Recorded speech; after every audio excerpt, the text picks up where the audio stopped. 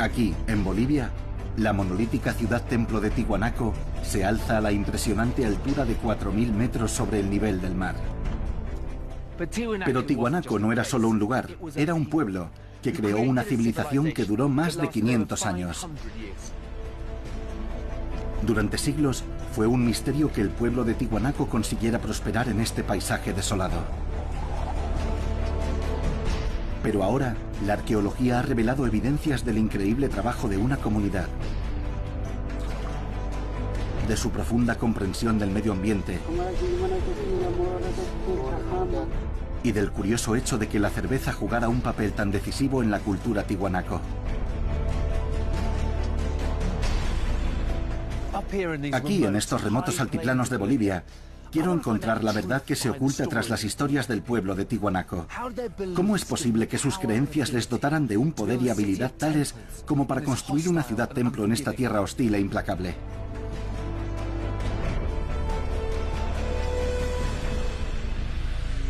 Los reinos perdidos de Sudamérica. La piedra en el centro.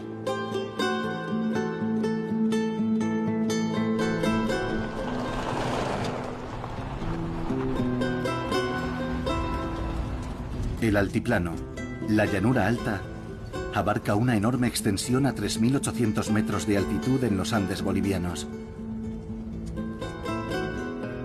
Es parte de la vasta cordillera que forma la columna vertebral en Sudamérica Occidental.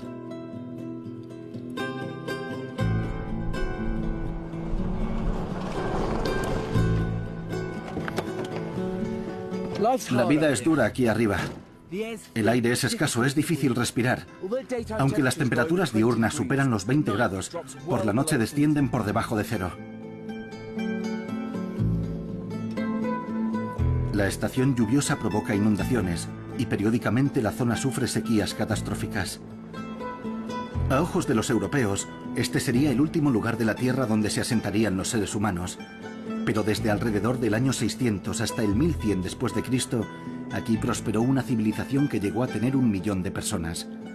Este era el feudo de la cultura tiwanaku, y su influencia se extendía desde aquí hasta lugares tan lejanos como Perú, Chile y Argentina.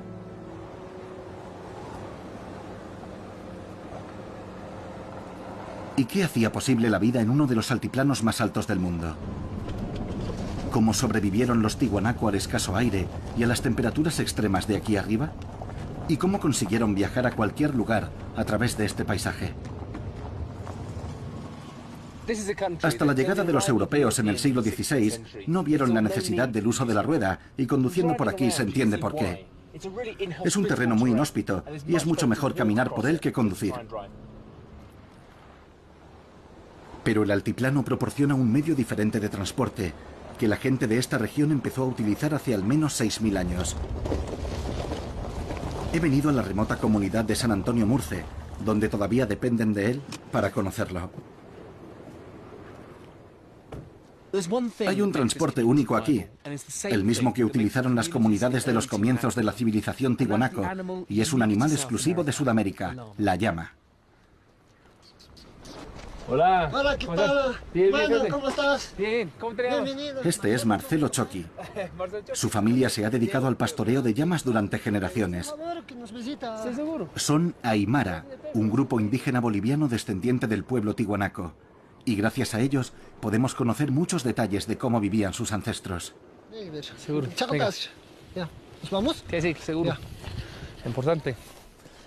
Tienen en común con muchas culturas sudamericanas la costumbre de compartir hojas de coca en sus reuniones. Pero aquí en el altiplano, la coca se usa para soportar el aire enrarecido de esta altitud. Sí. Yo tengo un gran problema. Con la picho siempre vivimos acá y trabajamos. Sí.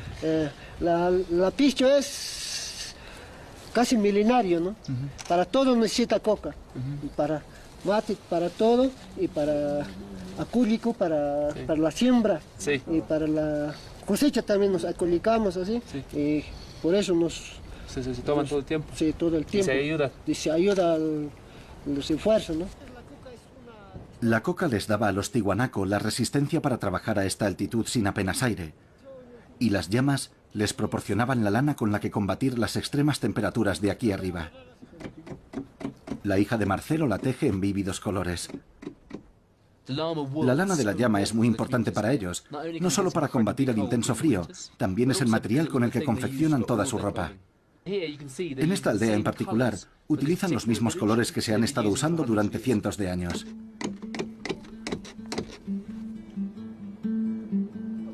Pero por supuesto, las llamas no eran solo una fuente de lana. Estamos llenando los sacos con fertilizantes, porque Marcelo va a empezar a plantar los cultivos del año. Cargaremos los sacos en las llamas y los llevaremos hasta los campos, arriba en las montañas.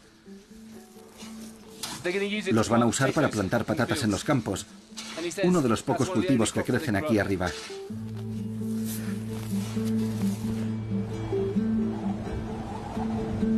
En este terreno, la llama es el jeep de Marcelo y su tractor.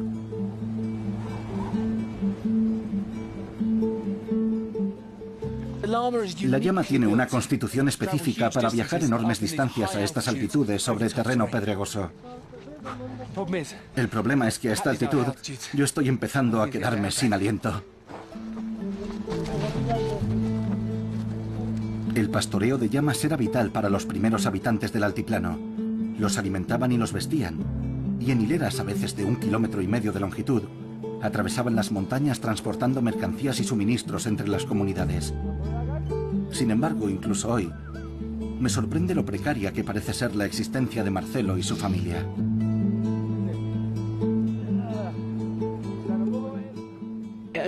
Solo hace falta una helada y pueden perder la mitad de sus cultivos.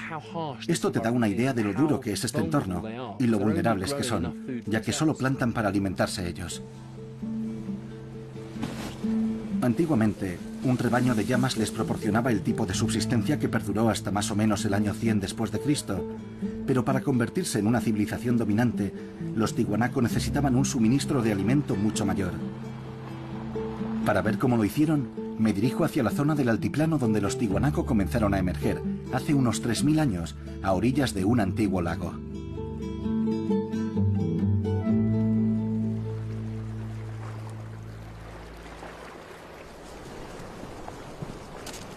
Con una superficie de más de 8.370 kilómetros cuadrados, el Titicaca es el lago navegable más alto del mundo.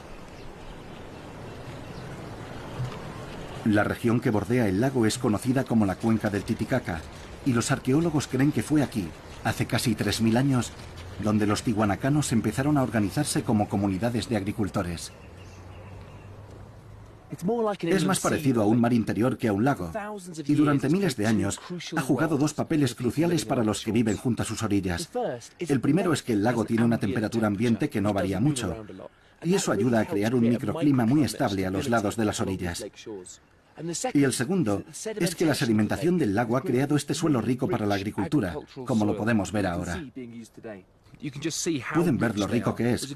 Si se compara con los suelos de la parte alta del valle, verán que este se escurre entre los dedos.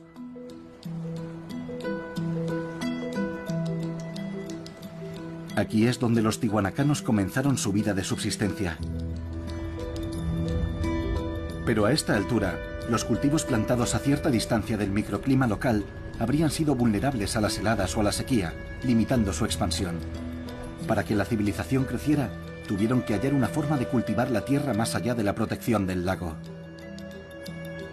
Y un poco más lejos, hacia el interior, encontramos los vestigios que explican cómo lo hicieron.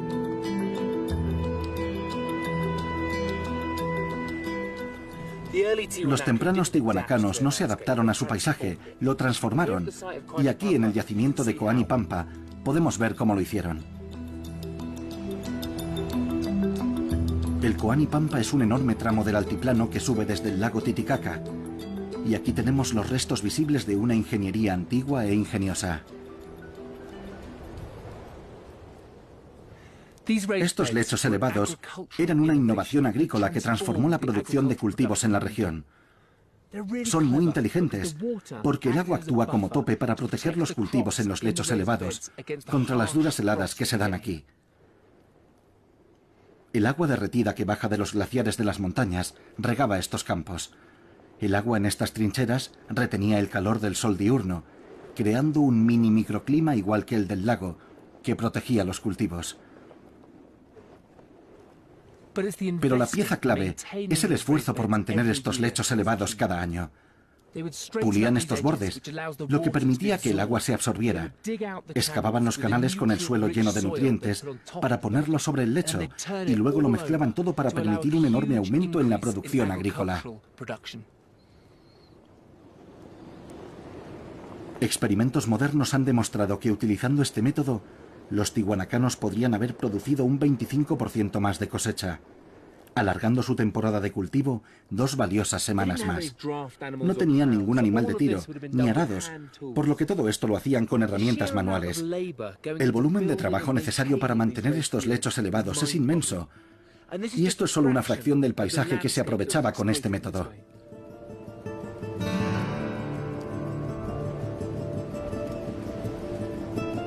Este tipo de agricultura necesitaba una gran cantidad de mano de obra y solo podría haber funcionado si las pequeñas comunidades tihuanaco que bordeaban el lago hubieran conseguido unirse en un esfuerzo colectivo.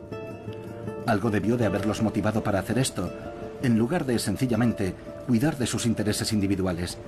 La clave para entender qué fue está de nuevo en el lago.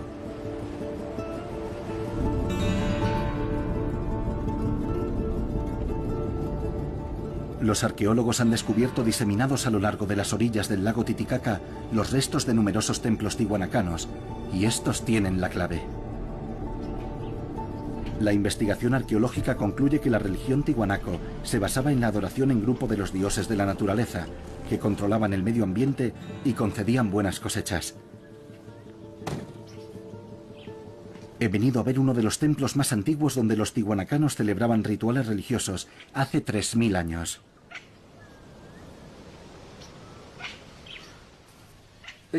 Esta es la plaza hundida de Chiripa. Aquí uno presiente la atmósfera que debía de haber durante las celebraciones. La gente estaría aquí de pie, alrededor de la plaza, todos mirando hacia abajo, concentrados en su interior. Reproduciendo las antiguas prácticas de sus ancestros tihuanacanos, los vecinos aymara aún utilizan este lugar para realizar sacrificios rituales con llamas, ofreciendo su sangre a las piedras como parte de sus rituales anuales. Estas celebraciones no solo servían para reunir a todas las comunidades de tihuanacanos con el fin de aplacar a los dioses con ofrendas rituales, sino que también los vinculaba socialmente. Mientras hacían sus celebraciones y oraban, debieron de ir madurando la idea de que la clave del éxito no era solo hacer adoración juntos, sino trabajar juntos.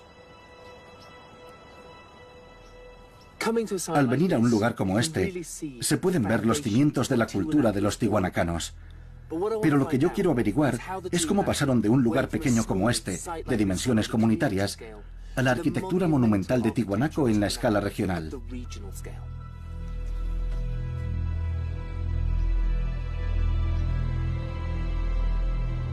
En la actualidad, unas fiestas aymara pueden demostrar que las reuniones rituales contribuyeron a que la civilización de Tiwanaku evolucionara hacia un estado más centralizado.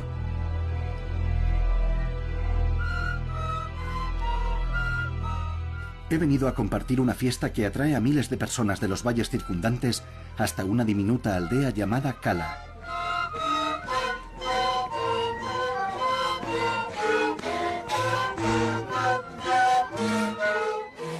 Cala tiene una población de solo 250 personas, pero hoy va a crecer hasta 4000 personas dispuestas a beber, bailar y festejar al estilo boliviano.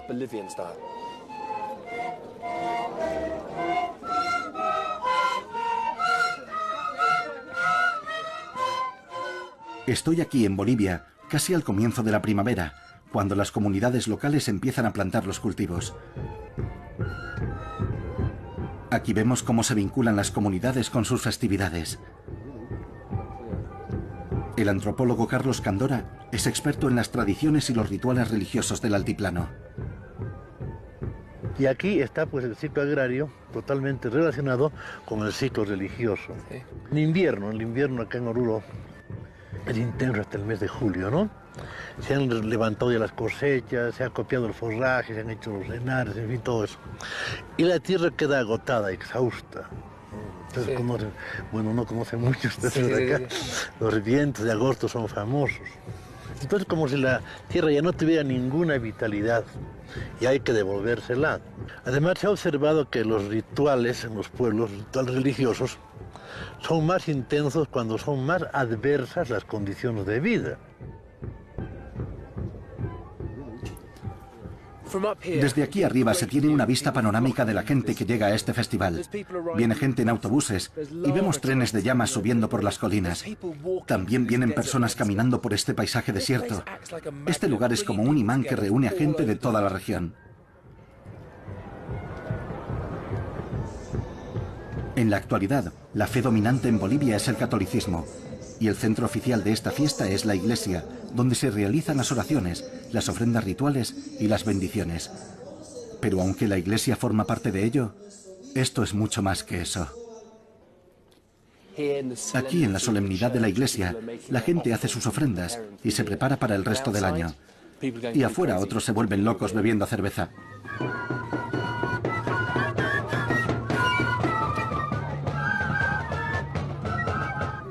La gente se ha unido para el culto, sí, pero como hacían los tihuanacanos, se reúnen en masa. Juntarse como comunidad para celebrar las fiestas estrecha los vínculos que harán que superen la dura campaña agrícola que les espera. Cuanto mayor sea la fiesta, mejor será la temporada de cultivo. A lo largo de 8 siglos, las reuniones de los tihuanacanos se hicieron cada vez más numerosas y la mano de obra colectiva creció en el proceso, consiguiendo dominar su duro medio ambiente cada vez más. Y hacia el año 200 a.C., comenzaron a construir un complejo de templos para celebrar el mayor acto religioso que Sudamérica había visto.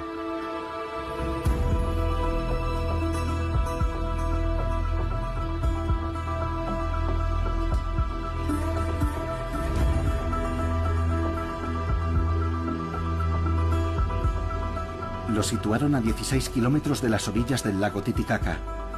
En aymara, Tiwanaku significa piedra en el centro, y este extraordinario lugar se convirtió en el foco de toda la civilización. Esta es la parte más antigua. El templo hundido está al mismo nivel que las cabezas talladas de los ancestros de los tihuanacanos.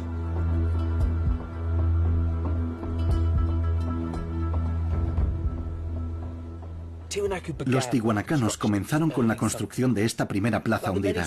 Como muchas plazas hundidas en la cuenca del Titicaca, era un espacio ritual para la comunidad. Pero durante los siguientes 800 años, Tiwanaku creció cada vez más y más.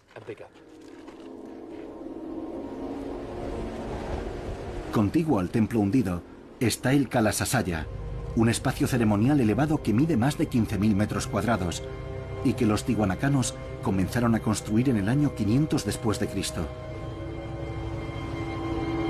Una estatua monolítica vigila el camino de entrada y en una esquina se alza esto: la Puerta del Sol, tallada en un solo bloque de piedra. El personaje representado en ella es conocido como el dios de los báculos, el que controla las fuerzas de la naturaleza, el sol, la lluvia y los riesgos estacionales. Hace 1500 años, este era el lugar donde decenas de miles de personas se reunían para rendir homenaje a los dioses de la naturaleza.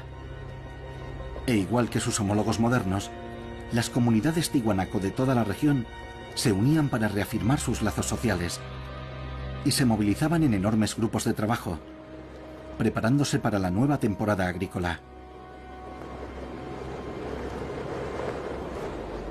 Dominando este yacimiento hay un gran montículo rodeado por enormes bloques de mampostería, erosionados o expoliados desde hace mucho tiempo. Únicamente aquí arriba te haces una idea del tamaño del lugar.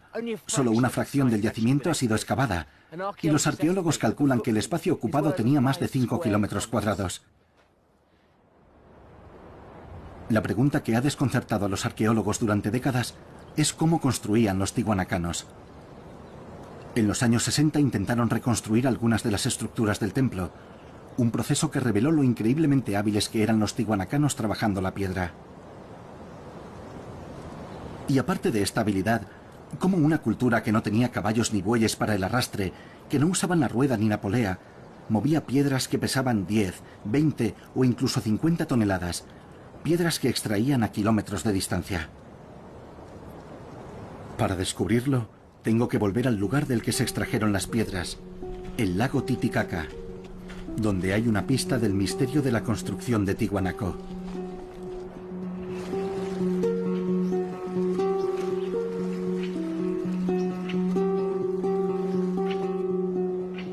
Muchas de las piedras monolíticas en Tiwanaku son de un tipo de roca volcánica muy específica, y los arqueólogos han identificado su lugar de extracción en una península a 40 kilómetros al otro lado del lago. Y en la orilla del lago yacen decenas de piedras, al parecer abandonadas, que solo podrían provenir de la cantera de la península. Los aymara locales las llaman las piedras cansadas. Allí hay una. Parece que fueron dejadas aquí, a mitad de camino entre la cantera y Tiwanaku. Hablando de arqueología abandonada en el paisaje, hay una piedra en medio de un campo arado y hay otra ahí arriba. Forman una línea con la orilla del lago. Esta es una piedra impresionante. Es andesita verde, muy diferente de la piedra arenisca más blanda que hay en esta parte de la cuenca del Titicaca. Si miran los bordes, se puede ver cómo fue trabajada, transformada en un bonito bloque rectangular. Se ve que por aquí la cortaron. Las marcas van hacia abajo por estos lados verticales. Hay una muesca aquí, algunas marcas de cortes ahí abajo y algunas más aquí. Viendo la forma inicial que le dieron a esta piedra, podemos imaginar lo que van a utilizar para uno de los enormes dinteles de piedra de los grandes templos que hay en Tiwanaku. ¿Y cómo transportaron estas piedras colosales desde una cantera a 40 kilómetros al otro lado del lago? La conclusión obvia es que las pasaron en embarcaciones y las descargaron aquí, en ruta hacia Tiwanaku. Pero este es un paisaje prácticamente sin árboles, por lo que no pudieron haberlas traído en embarcaciones, no de madera al menos.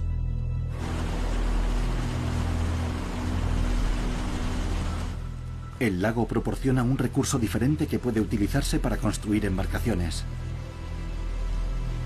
Cañas de totora.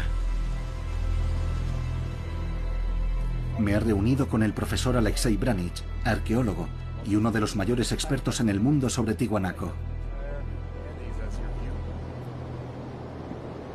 Me ha traído a ver una técnica de construcción tradicional, embarcaciones hechas de cañas de totora recolectadas en el lago. En este momento está haciendo dos, aunque en realidad va a ser una sola embarcación. Aquí tenemos las dos partes. Sí. Y el corazón va a estar en el medio. Sí. Es una técnica que tiene siglos de antigüedad, y Alexei cree que los tiwanacanos usaron estas embarcaciones para transportar las piedras. Sabemos que los pueblos andinos eran muy prácticos, conocían su entorno y sabían usar los recursos naturales. Y hay una larga tradición de construcción de estas embarcaciones. Son pequeñas, pero hemos leído e incluso hemos visto dibujos de embarcaciones mucho más grandes. Este hombre está haciendo una barca. Imagina toda una comunidad en la que cada uno tiene que hacer una embarcación y unas 50 de estas barcas. Es una enorme balsa que una persona con una cuerda puede arrastrar a lo largo de la línea costera.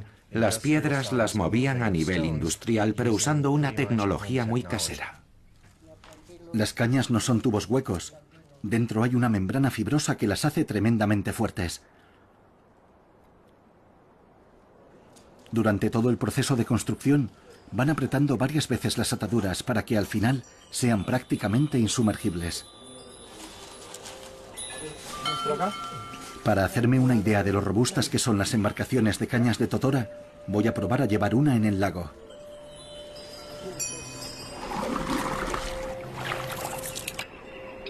Está claro que a los tiwanacanos estas embarcaciones les permitieron usar el lago Titicaca como una superautopista, un medio para recorrer ellos mismos grandes distancias, con mucha más facilidad que cruzando las montañas.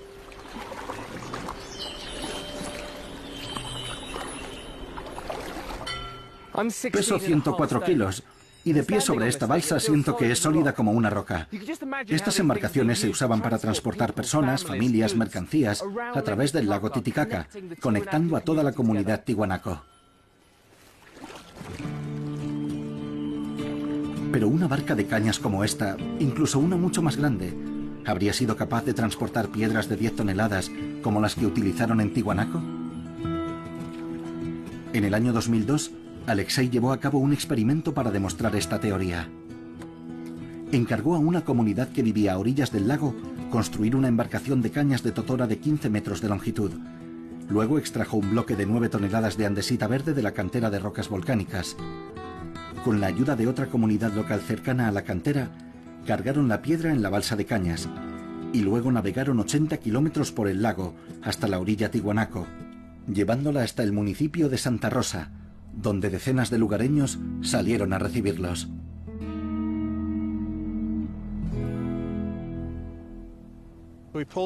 Tiramos de ella por aquí, y una vez que vimos a todas las personas que había, dijimos, hay que hacer esto. 50 personas, hombres, mujeres y niños, sacaron rodando la piedra de la balsa y la trasladaron 60 metros en menos de una hora, sin ninguna colaboración del equipo de Alexei, hasta donde sigue estando hoy en día. Aquí está la piedra que trajimos desde la otra orilla. Tiene un buen tamaño. Pesa 9 toneladas. ¿Sí? Este extraordinario experimento me permite comprender cómo hicieron para trasladar las piedras por el lago. Pero ¿cómo las transportaron por tierra hasta Tiwanaku? En la base están gastadas y tienen estriaciones, lo que significa que las arrastraron.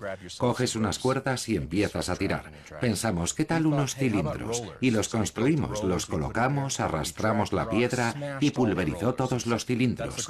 Dijimos, esto es lo genial de la arqueología experimental, pronto sabes que ideas no funcionan, así que hubo que arrastrarlas. Pero ¿cómo se organizaba y motivaba a la gente para mover estas piedras? Cuando intentábamos mover esta piedra, subimos aquí y como occidentales cerrados de mente pensamos, vamos a pagaros este dinero, tú haces esto, tú esto, no conseguimos nada en absoluto. Pero en cuanto una comunidad se enteró de que la otra iba a mover la piedra, empezó la competitividad. Y a partir de ahí las cosas fueron muy deprisa. Por lo que puedo suponer que en Tiwanaku también hubo esta competencia amistosa entre los diferentes grupos. Voy a construir aquí, vamos a celebrar una fiesta. Y luego esa dinámica seguiría durante siglos. Me encanta la idea de que la fiesta se celebrara por gusto. Eso va más allá de cualquier sentido práctico. Tiene más que ver con las relaciones sociales. Para mí significa que cuando esa comunidad iba a Tiwanaku y veía la piedra que habían llevado hasta allí, era una demostración de su compromiso con el lugar. Esto no es un monumento que ha levantado otra gente como un palacio. Es el palacio de tal o cual. En mi opinión, esto formaba parte de su identidad. El experimento de Alexei parece demostrar que aquel trabajo colectivo tan importante para la agricultura también era empleado para construir templos cada vez más grandes. Es una especie de círculo virtuoso. Al unirse las comunidades podían construir templos. Y como los lazos sociales aumentaban el tamaño de las comunidades, podían construir templos más grandes.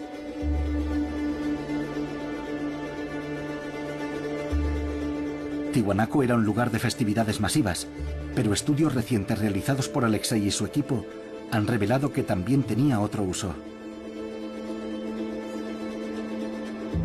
El gran templo Kalasasaya no era solo un auditorio, sino que también lo construyeron para medir los movimientos del sol.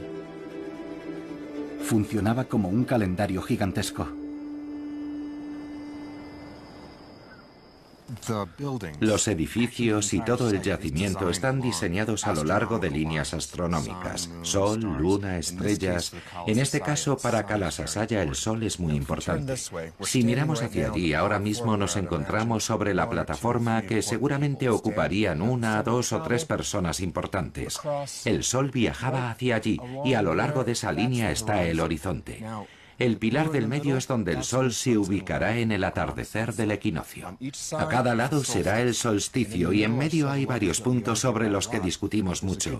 Pero es muy posible que Tiwanaku tuviera su propio calendario ritual y celebrara determinadas fechas basándose en ideas del cosmos, haciendo ofrendas en fechas diferentes. O sea que no es solo un calendario de agricultura, es también un calendario de festividades. Desde luego algo aquí les indicaba, ahora es el momento para esta festividad, ahora toca hacer esta ofrenda. El Kalasasaya funcionaba como un reloj estatal astronómico, que regulaba el culto y las operaciones agrícolas de Tiwanaku a una escala regional. El Kalasasaya definía su cultura de trabajo colectivo, y los rituales que allí se celebraban eran ejecutados de forma intensa y teatral. Si hubiéramos podido presenciar en el año 500 después de Cristo una de esas festividades, ¿qué aspecto tendría? ¿Qué estaríamos viendo? Lo que vemos es una representación muy pálida de lo que fue en su día. Recuerda que estas personas llevarían ropas de colores brillantes. Estas piedras estarían pintadas de colores, verdes, rojos, azules, colores muy llamativos, que para nosotros no tienen sentido. Pero muchas de estas personas es probable que hubieran tomado estupefacientes rituales, y cuando tomas eso, los colores se mueven. Estas estatuas se estarían moviendo en sus mentes y hablándoles. Habría metales brillantes y el sol se reflejaría en ellos. Los tiwanacanos trabajaban los metales para que tuviesen reflejos de diferentes tipos. Así que los reflejos, los colores llamativos, la gente vestida con ropa muy estridente y luego añade a eso sustancias tóxicas.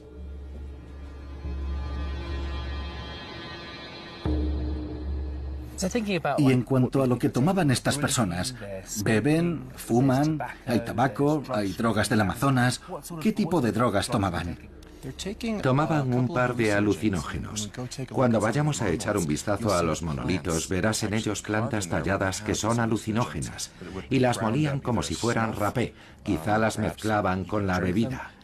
También tenían sondas de enemas alucinógenos por si tenían prisa para que empezara la fiesta.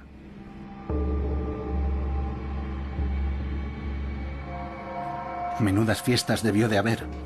Bastante a menudo se descubren aquí restos de las celebraciones que se hacían hace más de 1000 años.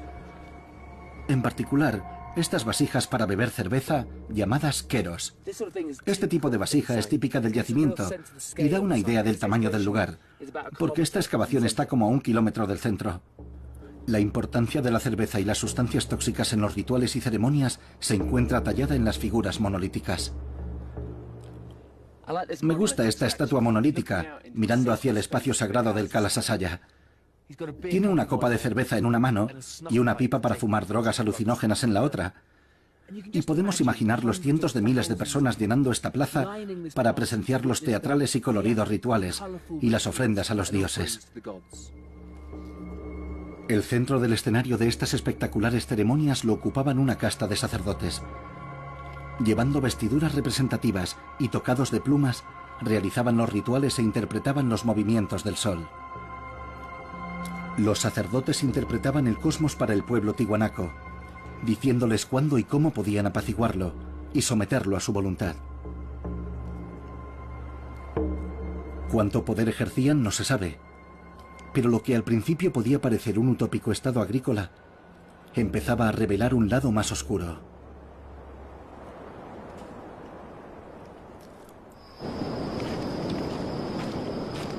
En el año 2005, en el lugar de una tumba alineada directamente con la puesta del sol, en el solsticio de invierno, los arqueólogos desenterraron algo que nunca habían encontrado antes.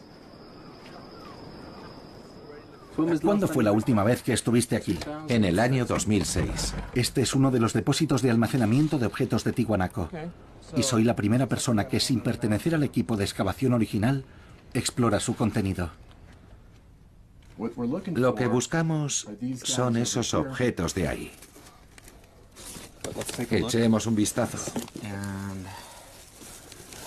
Tenemos aquí un bonito cráneo. Es de alguien joven. Los molares están saliendo y tiene una muela del juicio.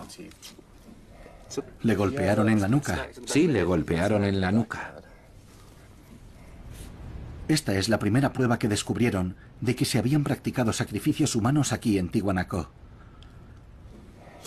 Los sacrificios humanos no son algo que asociáramos con Tiwanaku. ¿Por qué crees que aquí hubo sacrificios?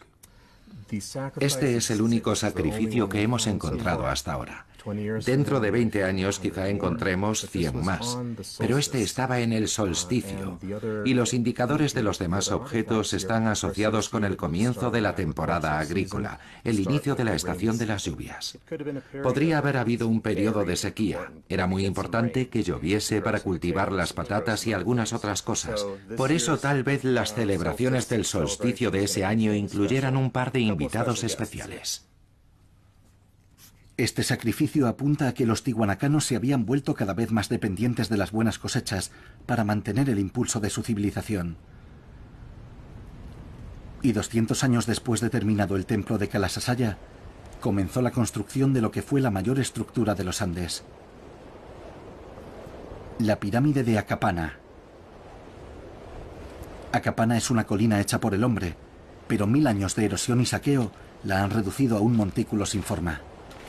Recientemente se ha intentado reconstruir una sección de los lados escalonados, que una vez llegaron hasta su cima, a 17 metros de altura.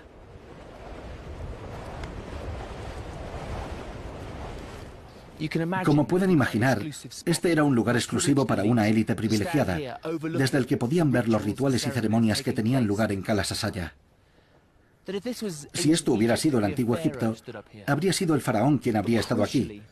Pero resulta que Tiwanaku no tenía ni faraones ni reyes. No hay ni una sola evidencia de un rey en Tiwanaku. Ningún monumento dedicado a un solo gobernante autocrático. En cambio, los arqueólogos creen que Akapana es un monumento a las montañas. A la nieve que bajaba de ellas derretida cada primavera e irrigaba los enormes sistemas agrícolas de Tiwanaku. Lo que gobernaba Tiwanaku era el culto a la naturaleza y el culto a la colectividad.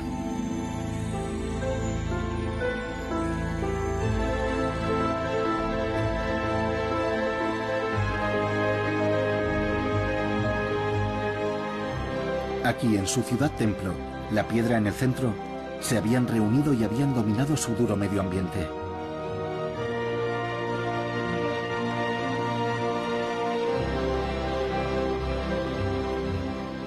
Para hacernos una idea de la civilización de Tiwanaku en su apogeo, he venido a La Paz.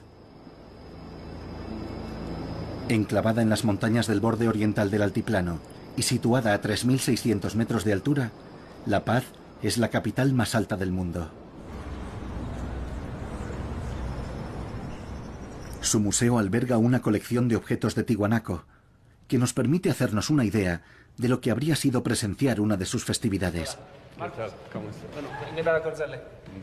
Me enseña el museo el arqueólogo Marcos Misel, y hay una cosa que me llama de inmediato la atención. Un cráneo tiwanacano. Y esto me encantó, es una pieza maravillosa. Es un cráneo que ha sido deformado deliberadamente para que la parte de atrás sea alargada. Era una práctica llevada a cabo para identificar a esa persona como tiwanacano. Este tipo de cosas las hacían como expresión de belleza. Para diferenciarse. Sí, diferenciar. Para diferenciarse dentro de los grupos sociales, sí, como una élite. Sí, sí. Y por supuesto, hay vasos de cerveza. La forma principal de Tiwanaku son los vasos, los que se llaman kerus, que son los vasos rituales para la bebida ritual. Vasijas muy decoradas como estas se usaban para beber cerveza ceremonial, que, como hemos visto, era un asunto central en las fiestas de Tiwanaku. Pero hay un objeto más raro que se exhibe aquí, y es este fantástico tapiz. En realidad, los dibujos que representan los tejidos son todos los dibujos que vemos en la iconografía de Tiwanaku. Y en este tejido se pueden observar algunos con mayor claridad. Por ejemplo, acá hay una cabeza de un camélido, sí, ¿no? Y alguna que otra figura aquí, elementos, cabezas puestas de frente. Los tiwanakanos no dejaron historia escrita, pero eso no quiere decir que no registraran historias. Si se fijan en este tapiz, hay ciertos símbolos que se repiten una y otra vez. Y aquí hay una narrativa que explica a la gente que entiende estos símbolos lo que está pasando. No lo sé, para mí es algo parecido al tapiz de Bayeux, una forma de hacerte entender un hilo argumental. Pero a diferencia del tapiz de Bayeux, por desgracia nadie sabe todavía cómo interpretar por completo estos símbolos o su significado.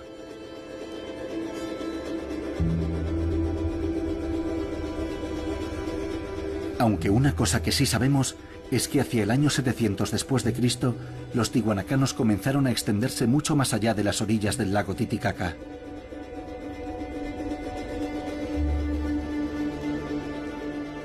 Conduciendo largas hileras de llamas por el altiplano, se mudaron a zonas más lejanas, de clima más cálido, como Chile y Perú, a cientos de kilómetros de distancia de su tierra natal. Sin embargo, es sorprendente que esta expansión no fuese con ánimo de conquista, ni para construir un imperio. Para descubrir cómo y por qué llegaron a influir en una zona tan extensa de Sudamérica, voy a viajar hasta la lejana frontera oriental del territorio tihuanacano, a 400 kilómetros de distancia de la cuenca del Titicaca y 1500 metros más abajo.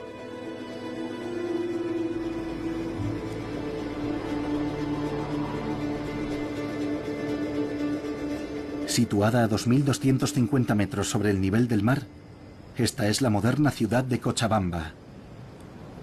Los tihuanacanos comenzaron a llegar a estos valles hacia el año 750 después de Cristo, cuando no eran nada más que un conjunto de comunidades agrícolas. Imaginen lo que habría sido ver a los tihuanacanos bajando por las montañas con sus coloridas vestimentas, sus cabezas alargadas y esas hileras de llamas de kilómetros de longitud. Bendecido con un clima de eterna primavera, el valle de Cochabamba es una región agrícola enormemente rica. En el altiplano, los tihuanacanos se limitaban a cultivar los granos aptos para esa altitud y patatas.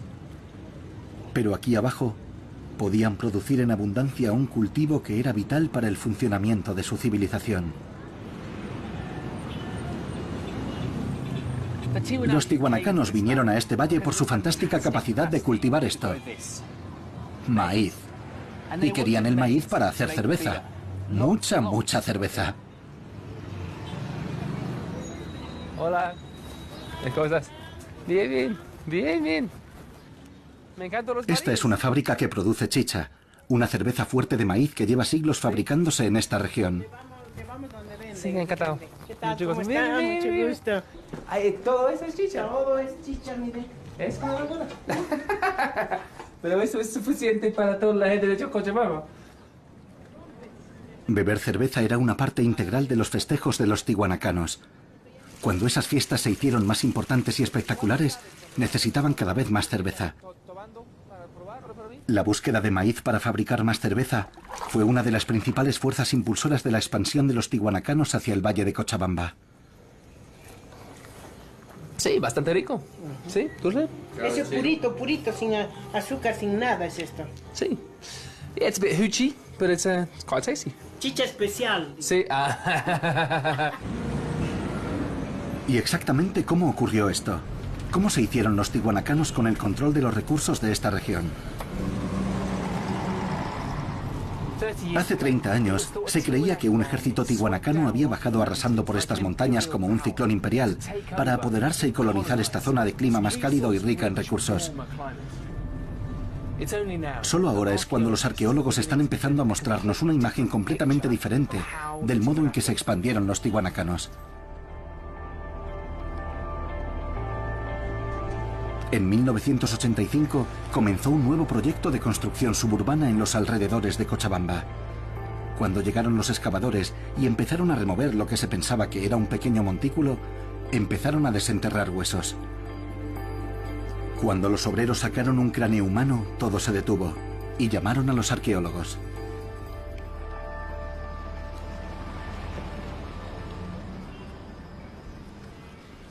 Este podría parecer el último lugar en el que esperarías encontrar los restos de una antigua civilización, pero a veces los descubrimientos más extraordinarios aparecen en los lugares más improbables.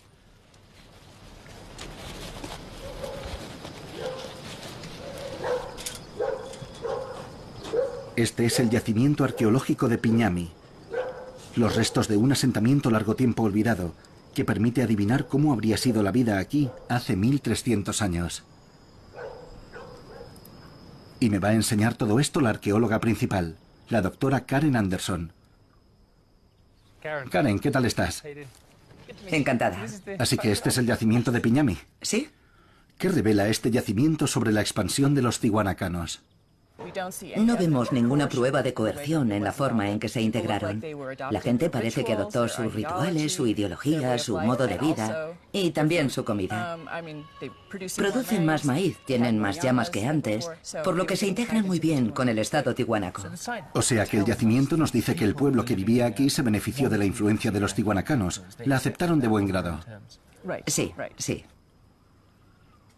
Este yacimiento no es, como parecía al principio, un conjunto de viejos muros. En realidad, es un montículo que se construyó a lo largo de varios siglos de ocupación continua. Los arqueólogos han excavado el montículo para descubrir estratos de pruebas, construidas generación tras generación. La fecha más temprana que tenemos está por aquí abajo y data del 700, 750 después de Cristo. Y la fecha más reciente, que es justo antes del fin de los tihuanacanos, es hacia el 1100 después de Cristo. Unos 400 años de ocupación o la historia de Tiwanaku a través de 400 años. Sí, eso es. Y son los objetos excavados en ese periodo de tiempo correspondiente a la llegada de los tihuanacanos al valle de Cochabamba los que describen una imagen del impacto que causaron. La gente no solo construía casas aquí, también enterraba a sus muertos. Los cráneos excavados demuestran el característico estilo tihuanaco de modificación craneal. La práctica fue adoptada por la población local. La deformación craneal es un indicador étnico muy claro. Cuando la cabeza tiene una cierta forma, no puedes disimularlo. Háblame de este proceso de modificación craneal. ¿Es un auténtico compromiso para cambiar la forma de tu cabeza? Sí, empezaba muy temprano en los bebés, cuando los cráneos son blandos. Este, que está aplanado por delante y por detrás, llevaría tablillas y luego lo vendarían. Este otro es probable que llevara un vendaje, por lo que tiende a hacer una cabeza más cónica, más puntiaguda. Sin embargo, lo que han encontrado aquí en cantidades muy significativas son los queros, tan característicos de Tiwanaku para beber cerveza. Pero al parecer, esto no fue importado de Tiwanaku, fue fabricado localmente. Este por fuera está hecho claramente al estilo de Tiwanaku. Tiene su iconografía. Pero por dentro, esto es un estilo más local. Así que es una vasija local al estilo Tiwanaku por fuera. Se trata de una auténtica mezcla de culturas. La de Tiwanaku llegó y los pueblos locales la adoptaron. Sí, eso es. Aunque los arqueólogos no saben lo que significa esta iconografía, sabemos que es característica de Tiwanaku. Parece que los queros jugaron un papel clave en atraer a los pueblos locales hacia la sociedad de Tiwanaku. Igual que las comunidades más pequeñas de Tiwanaku se unieron en el lago Titicaca, ahora otras comunidades se unieron a la fiesta. El imperio Tiwanaku se extendió no por la fuerza de un ejército, sino a través del uso ritualizado de la cerveza.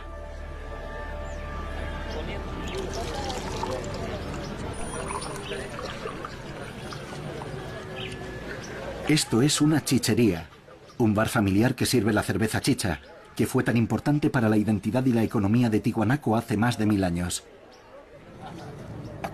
Un tema que se repite en la sociedad de Tiwanaku es la idea de compartir el trabajo, los proyectos comunitarios. Parte de ello se basa en entablar relaciones recíprocas, y la chicha parece haber jugado un papel muy importante. Era una forma de unir a la gente, de expresar reciprocidad, de expresar entendimiento colectivo. Te encuentras con la gente, haces política con ella, hay consenso para construir con ellos, y eso también lo simbolizas por medio del recipiente. Los símbolos que lo adornan, digamos que expresarían tus lealtades y tu ideología. Así que es una forma de compartir esa lealtad y además, al mismo tiempo, promoverla. De una manera un poco extraña, yo lo veo similar a la costumbre inglesa de beber té, la ceremonia del té. Pero es algo más amplio. Se trata de un contexto cultural. Y lo que dices es que al tomar la chicha, comparten este contexto cultural y lo amplían. Sí, sí. Y en cierto modo es similar, porque esto es algo que trajeron los tihuanacanos. Esta tradición de beber, los vasos lujosos que tenían que tener el tamaño y la forma correctas, y los símbolos adecuados en ellos. Supone compartir un sistema de valores superiores, y a todo el mundo le gustó, sobre todo la chicha de maíz. Así que fue como, estamos compartiendo algo bueno. Ya. En el año 1000 después de Cristo, las prácticas e ideología de los tihuanacanos habían sido aceptadas por millones de personas en los Andes y más allá. Sin embargo, Tiwanaku no era un reino ni un imperio. Si acaso era una enorme familia extendida, con un culto envolvente de colectivismo en el centro. Y funcionaba. Al congregar comunidades, habían generado abundancia y una cultura de generosidad, encarnada en los rituales de la chicha.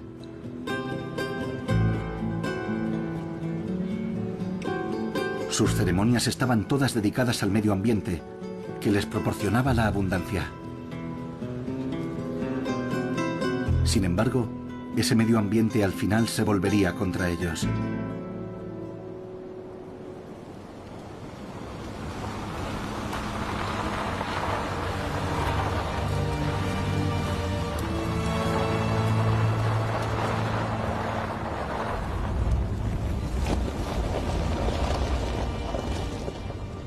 Voy hacia allí, a Huayna Potosí, una de las muchas montañas coronadas de nieve que dominan el paisaje del lago Titicaca. Quiero escalar los 5.000 metros, más de la mitad de la altura del Everest, para averiguar por qué el medio ambiente del que tanto dependían y al que tanto reverenciaban se volvió contra ellos.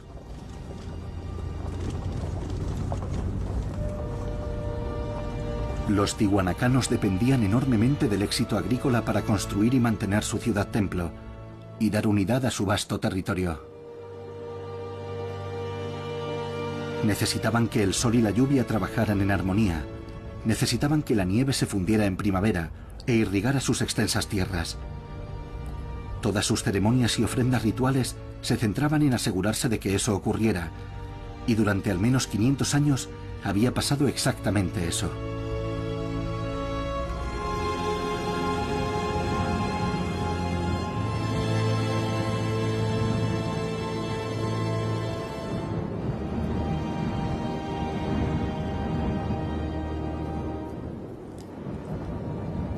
Tiwanaku era una de las civilizaciones antiguas más altas del mundo y tremendamente expuesta a la variabilidad del clima de esta región. Las aguas del deshielo de glaciares como este alimentaban los enormes sistemas agrícolas que hicieron posible la construcción del monumental complejo de templos. Pero, ¿qué pasó cuando las aguas derretidas se detuvieron?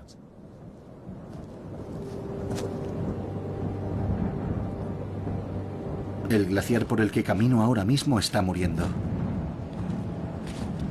Sergio, mi guía, me ha contado que este glaciar está retrocediendo 15 metros cada año debido al cambio climático. Pero la variabilidad del clima lleva ocurriendo desde hace milenios. Las muestras de testigos de hielo tomadas de los glaciares andinos como este revelan que hubo una sequía desde el año 1100 después de Cristo en adelante, que continuó durante siglos. Año tras año, llegaba cada vez menos agua del deshielo hasta los campos de los tihuanacanos. El rendimiento agrícola se redujo, los casos de malas cosechas aumentaron, y no importa qué ofrendas hicieran o qué rituales realizaran, el poder de los tihuanacanos para apaciguar el medio ambiente les había abandonado.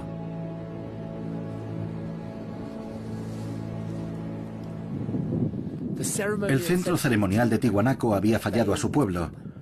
Los sistemas de agricultura intensiva que lo sostenían, que impulsaban esta cultura de generosidad y fiestas, eran imposibles de mantener.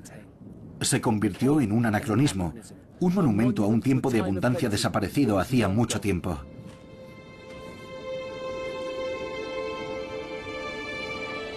Ya en el 1100 después de Cristo, la gran ciudad templo de Tiwanaku había sido abandonada.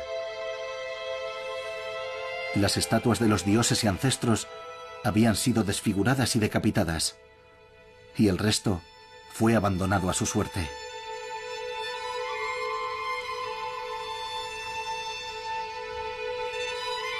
Pero la historia de la piedra en el centro no acaba aquí.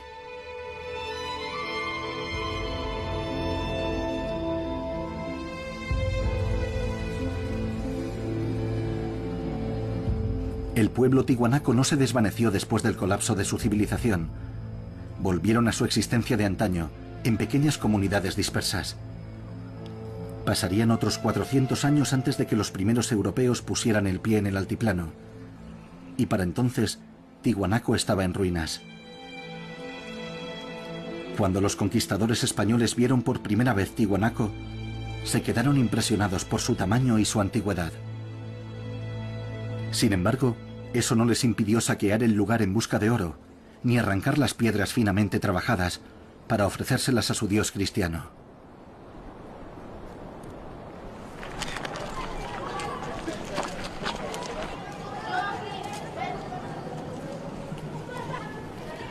Esta es la iglesia de la ciudad moderna de Tiwanaku.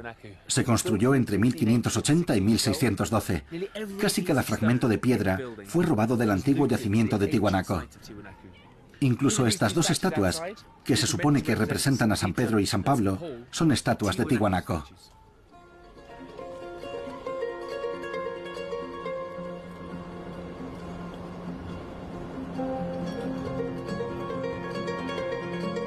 Bolivia consiguió la independencia de España en 1825 y poco a poco recuperó el control de su propio destino. En la actualidad, cerca de 1000 años después de ser abandonadas, los indígenas Aymara de Bolivia están reclamando las ruinas de Tiwanaku como propias.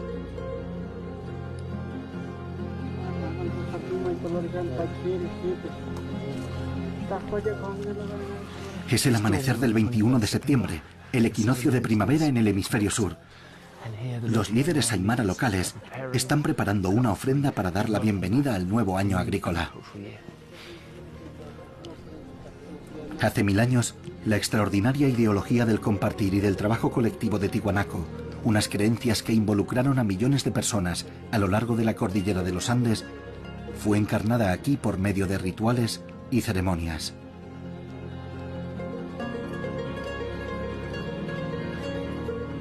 Si quisiéramos imaginar lo que era Tiwanaku hace 1000 años, esto nos da una idea muy aproximada de su atmósfera. Aún se realizan rituales aquí, en el corazón de Tiwanaku. La religión oficial de Bolivia puede ser el catolicismo introducido por los conquistadores españoles, pero los aymara que viven aquí, a 4000 metros sobre el nivel del mar, en su hermoso aunque severo altiplano, siempre han conservado la reverencia de los tiwanacanos por este entorno. Tiwanaku fue un lugar que celebraba la vida y hoy está disfrutando de un renacimiento.